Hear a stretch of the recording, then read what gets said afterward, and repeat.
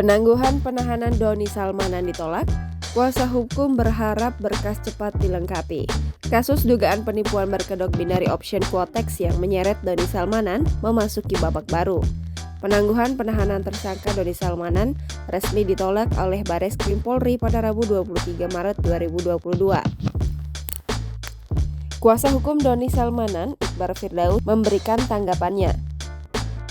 Kini, Iqbar hanya berharap berkas perkara Doni Salmanan segera lengkap agar kasusnya bisa naik ke persidangan. Diwartakan Kompas.com sebelumnya, ada beberapa alasan penyidik menolak penangguhan penahanan tersangka Doni Salmanan. Kabag Penum Divisi Humas Polri, Kombes Pol Gatot Replihandoko menyebut saat ini proses penyidikan masih dilakukan. Oleh karenanya, penangguhan penahanan hanya akan menghambat proses penyidikan tersebut.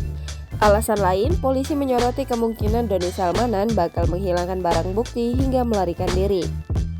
Seperti diketahui, sebelumnya pihak Doni Salmanan mengajukan penangguhan penahanan melalui Iqbar Firdaus. Istri Doni, Dinan Fajrina, menandatangani surat penangguhan penahanan dan mengajukannya kepada penyidik pada Rabu 9 Maret 2022. Kasus Doni Salmanan berawal dari laporan seseorang mengaku korban berinisial RA.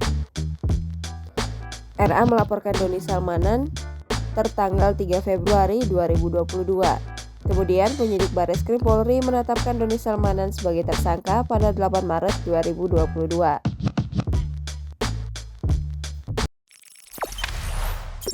Jangan lupa subscribe, share, komen, dan like ya!